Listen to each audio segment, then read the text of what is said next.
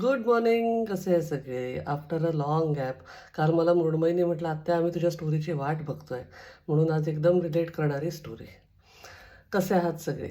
एकदा एक मेजर आपल्या जवानांची तुकडी घेऊन हिमालयातल्या वरच्या कॅम्पवर जात असतात. रात्रीची वेळ असते. खूप बर्फ पडत असतो, खूप थंडी असते. थोडं दूर गेल्यावर त्या सगळ्यांना वाटतं सगळं तर ठीक आहे, एक कप चहा मिळाला तर खूप छान वाटेल. पण आता तिथे त्या हिमालयाच्या ह्याच्यात कुठे चहा मिळणार? थोडं पुढे गेल्यावर त्यांना एक असं झोपडी वजा दुकान दिसतं. बंद असतं. पाहतात तर त्याला लॉक. मग ते जवान त्या मेजरकडे पाहतात. तर मेजर त्यांना म्हणायचं असतं कुलूप तोडायचं का? तर ते मेजर म्हणतात, "ठीक आहे, कुलूप तोडा." ते कुलूप तोडतात. तर आतमध्ये सगळी चहाची सोय असते. दुधाचं पॅकेट पण असतं, चहा, साखर, बिस्किटचे पॅकेट पण असतात.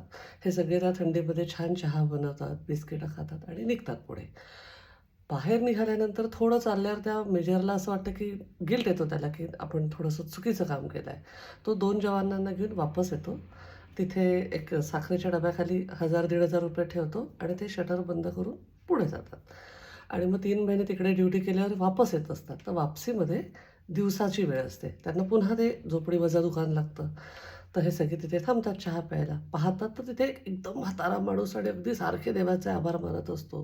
भगवान का शुक्रिया, भगवान का शुक्रिया. त्यातला एक जवान त्यांना विचारतो, "तुम्हाला एवढ्या भगवान का शुक्रिया, देवावर एवढा विश्वास आहे, तर तुमचा देव तुम्हाला इथे थंडीत असं चहाची टपरी लावायला का मजबूर करतोय? तुमच्यावर का अशी वेळ आणली देवाने?" तर तो बुढा बाबा सांगतो, की "अरे 3 महिन्यापूर्वी माझ्या मुलाला आतंकवादी उचलून घेऊन गेले. त्यांना वाटलं की त्याच्याकडे काही इन्फॉर्मेशन असेल. पण त्याच्याकडे काहीच इन्फॉर्मेशन नव्हती. तर त्या आतंकवाद्यांनी त्याला खूप मारलं आणि सोडून दिलं. त्याला दवाखान्यात न्यायचं होतं. माझ्याकडे पैसे नव्हते. मी दुकानात आलो तर पाहिलं तर दुकान पण कुलूप तुटलेलं. माझा तर देवाचा विश्वासच उडला. पण मी आज जाऊन पाहिलं तर तिथे साखरेच्या डब्याच्या खाली ₹1000-1,500 होते. आणि ते देवानीच माझ्यासाठी ठेवले होते, कारण मला तेव्हा पैशाची गरज होती आणि त्या पैशांनी मी माझ्या मुलाला डॉक्टरकडे घेऊन जाऊ शकलो. आज तो वाचला आहे. त्याच्यामुळे देवाचे आभार." ते सगळे जे जवान असतात ते मेजरकडे पाहतात. मेजर त्याला खूण करतात, म्हणतात, "सांगू नका." मग ते यावेळेचं बिल त्याला देतात. अशी घट्ट झप्पी देतात आणि तिथनं जायला निघतात. ही खरी स्टोरी आहे. असं म्हणतात, की जेव्हा तुमच्या मनासारखं होत नसतं, दिवस वाईट असतात, तेव्हा वाट बघायची. तेव्हा तो त्याच्या मनासारखं करत असतो आणि जे आपल्यासाठी बेस्ट आहे तेच करत असतो.